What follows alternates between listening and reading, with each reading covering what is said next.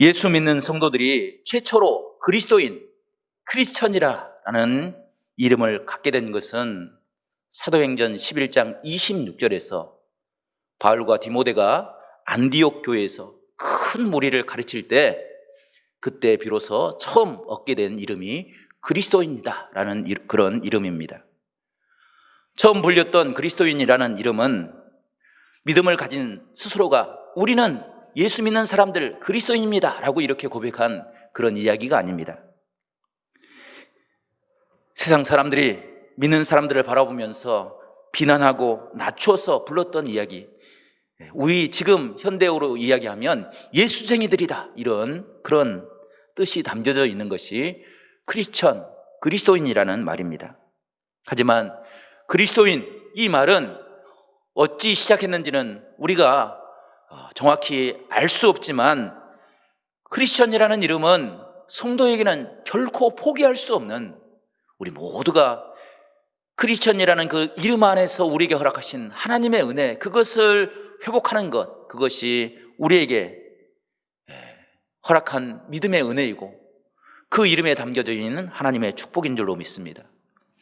BC 311년에 맥시미아노라는 황제가 초대교회를 핍박하였습니다.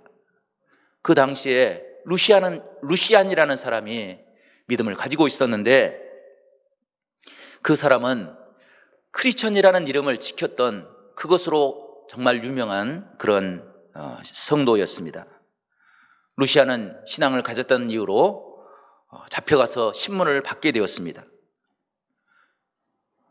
루시안은 위대한 학자였습니다. 그것을 귀하게 여겼던 집행관이 그에게 설득했습니다. 만약 이 시간에 배교를 하면, 예수님을 부인하면 당신을 살려줄 뿐 아니라 당신을 높이 들어서 명성도 얻게 하고 부귀도 얻게 해 주실 것입니다 라고 회유를 했습니다.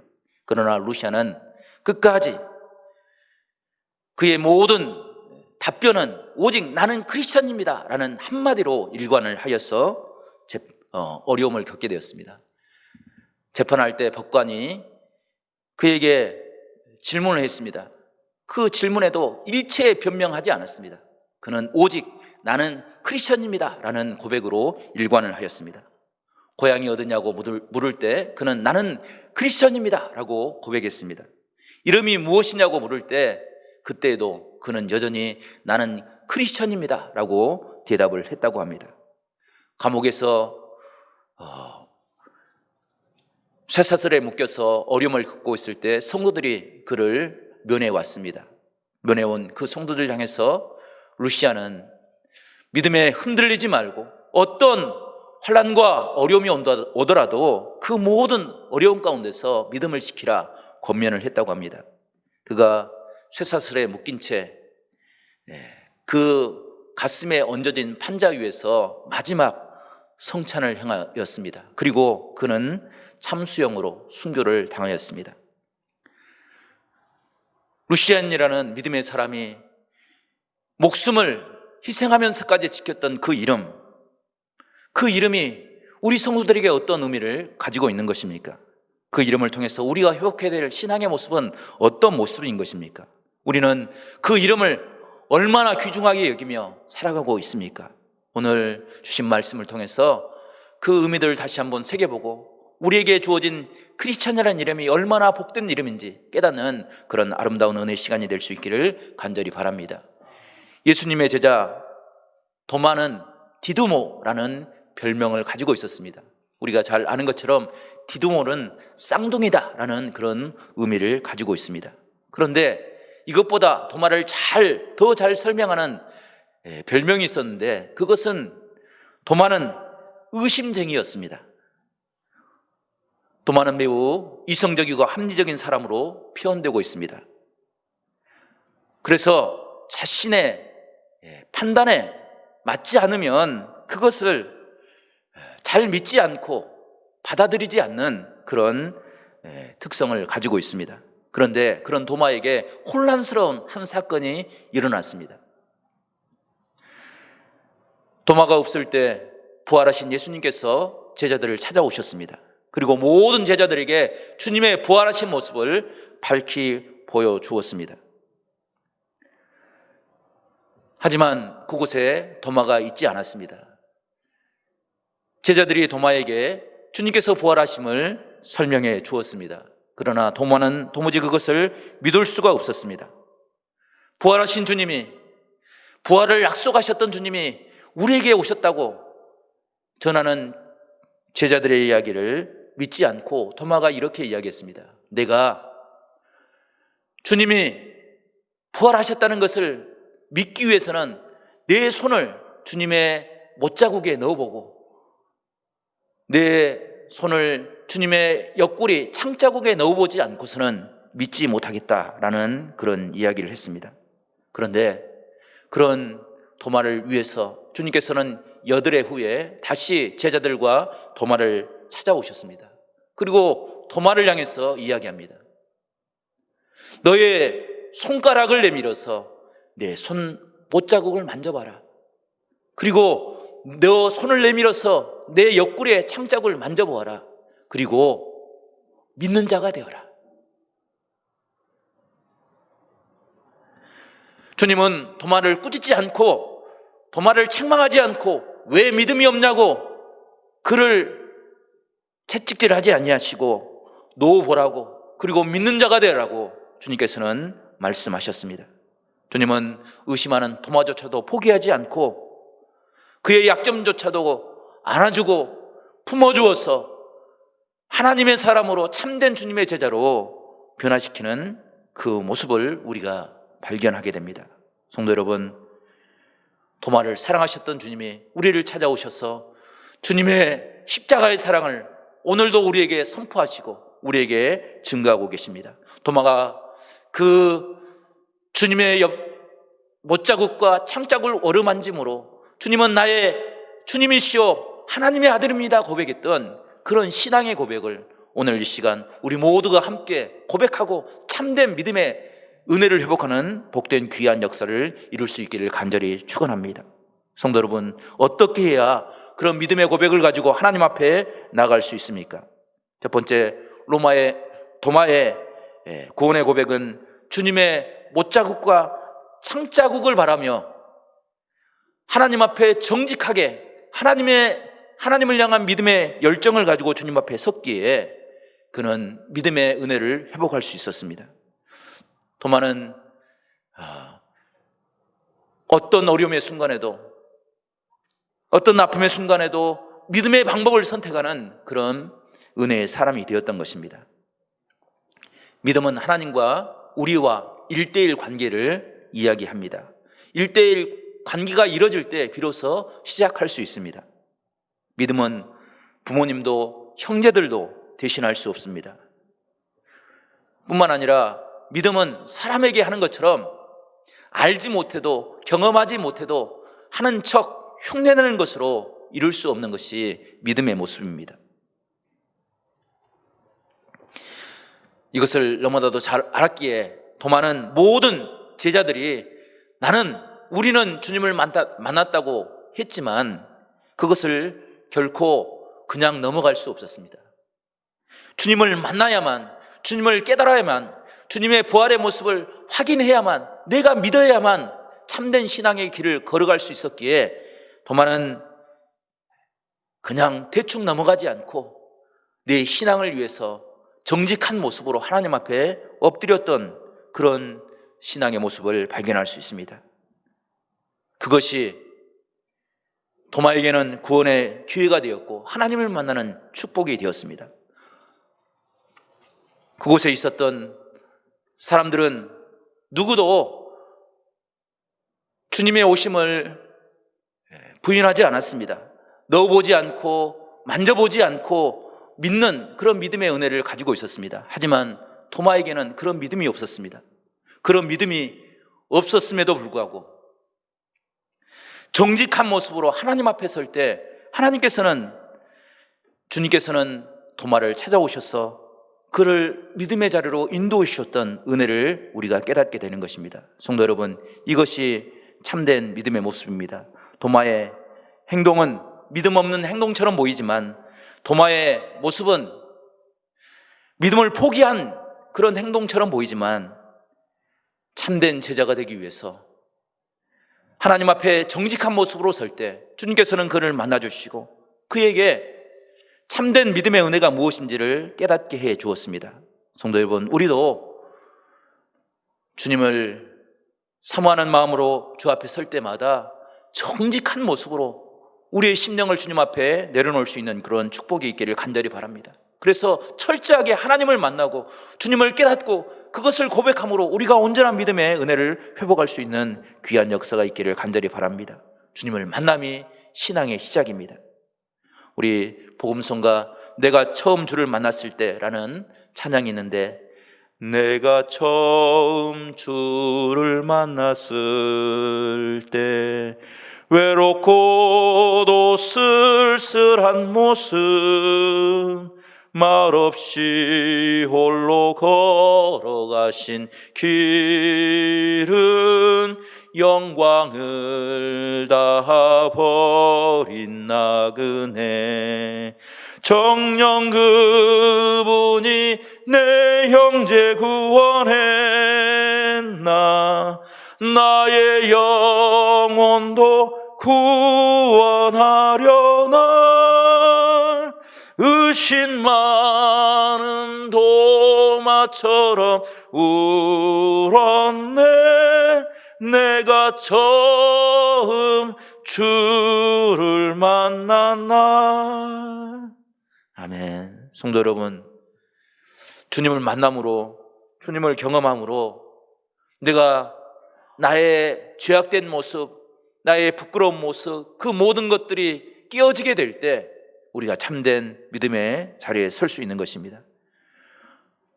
주님의 손을 만지고 주님의 은혜를 경험하기 위해서 주 앞에 나아갈 때 그것이 참된 신앙의 은혜가 되는 것입니다. 우리가 세상을 살아갈 때 늘 믿음을 충만한 모습으로 채워나갈 수가 없습니다. 때로 감사가 사라지고 믿음의 모습이 미지근해져서 의심이 생기고 원망스러울 때가 있습니다. 그럴 때 우리는 도마가 고백했던 것처럼 주님, 내 마음속에 감사가 사라지고 원망과 의심이 찾아옵니다. 나를 불쌍히 여겨달라고 주님 앞에 엎드릴 수 있는 그런 정직한 겸손한 신앙의 모습이 필요한 것입니다. 그 신앙의 모습을 선택할 때 우리의 신앙이 지켜지고 우리가 하나님을 만나는 복된 은혜의 자리에 설 줄로 믿습니다. 하지만 감사가 사라지고 의심이 일어날 때 가룟 유다처럼 그가 구하는 은화를 구하고 그가 받았던 은화를 만지작거리면 결코 그것으로는 믿음을 회복할 수가 없는 것입니다. 성도 여러분, 주님의 은혜 앞에 설 수 있는 우리 모두가 될 수 있기를 간절히 바랍니다. 그래서 주님의 놀라운 사랑으로 우리의 심령이 다시 한번 변화되는 구원의 은혜 앞에 바로 설 수 있는 그런 축복을 우리 모두가 회복할 수 있기를 간절히 바랍니다. 그 믿음이 있었기에 그 몸부림 때문에 도마는 하나님의 은혜로 새로운 사명의 길을 깨닫게 되었습니다. 도마가 주님은 그리스도시요 살아계신 하나님의 아들입니다 고백한 후에 그는 하나님의 복음을 전하기 위해서 인도로 떠나게 됩니다. 인도에서 주의 복음을 증거할 때 태양신을 섬기는 마을을 만나게 됩니다. 그곳에 가서 태양신을 깨트리고 그들에게 복음을 증거했습니다. 태양신을 섬기던 제사장들이 도마를 왕에게 고소를 했습니다. 왕은 도마를 펄펄 끓는 달군 팬 위에다 올려놓고 고문을 가했습니다. 그리고 펄펄 끓는 가마에 던져 넣어 그를 죽이려 했습니다. 그것도 분이 풀리지 않았던 태양신을 섬기는 제사장들이 가마에서 고통 중에 심하는 도마의 옆구리를 찔러서 도마를 죽여 순교하게 했던 것입니다.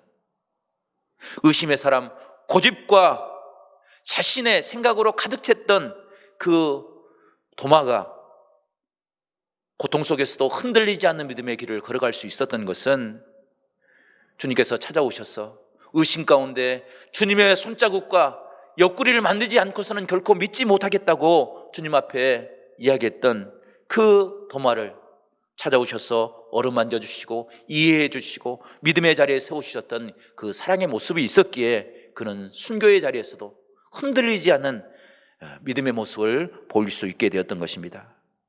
우리도 주님 앞에 나아가 주님을 만날 때 우리 안에 참된 하나님의 회복의 은총을 모두가 깨닫는 복된 믿음의 사람들이 될 수 있기를 간절히 축원합니다.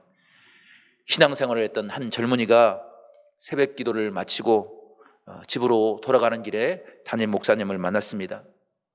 머리를 숙여서 안녕하세요 인사를 했는데 그 윗주머니에 넣어놓았던 미처 깨닫지 못했던 담배 갑이 툭 하고 떨어졌습니다.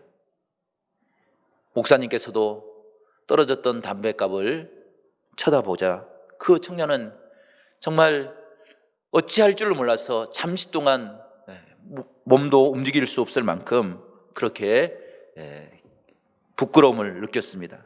그리고 얼른 주워서 도망치듯 빠져나왔습니다. 교회를 빠져나온 골목에서 그 청년은 무릎을 꿇고 엎드려서 기도했습니다. 하나님, 너무 부끄럽습니다. 내가 신앙의 사람이라고 하는데 담배조차 끊지 못하고 그리고 목사님 앞에서 그런 부끄러운 모습을 보였는데 이제부터는 나뿐 아니라 이 땅에서 담배로 고통받는 사람들을 위해서 내가 노력하며 살겠습니다. 그들을 위해서 제 역할을 감당하겠습니다 라고 하나님 앞에 기도했습니다.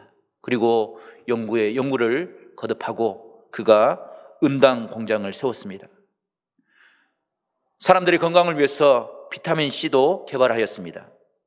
그가 바로 고려은단의 창업자인 조규철 회장님이십니다.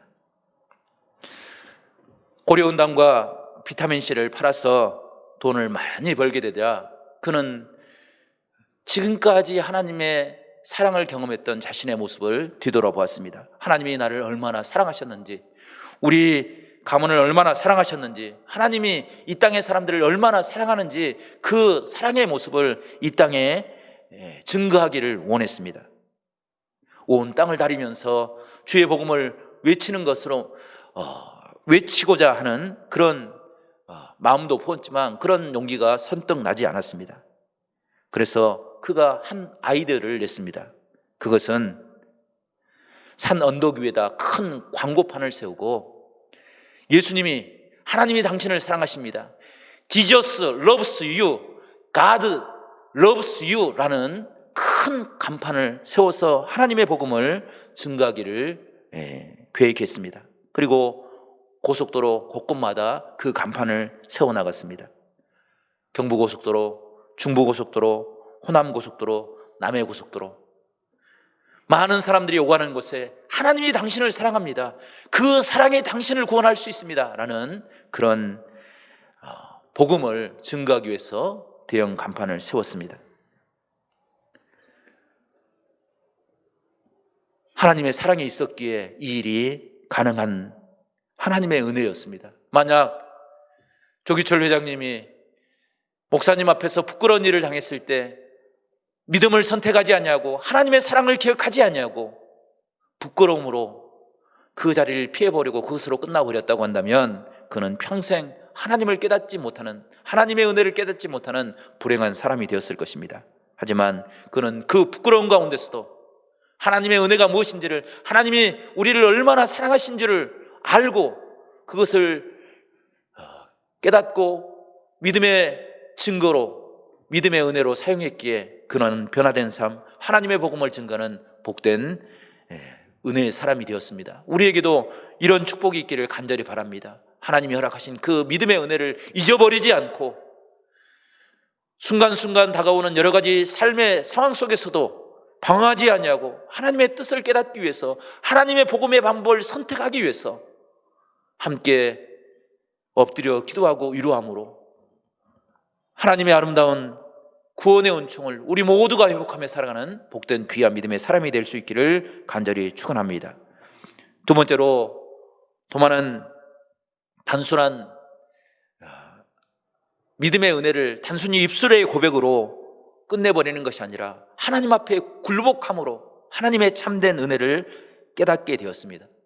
오늘 우리가 읽었던 30절과 31절 말씀은 성경에 기록된 이유에 대해서, 그리고 신앙의 참된 목적이 무엇인지를 우리에게 가르쳐 주고 있습니다.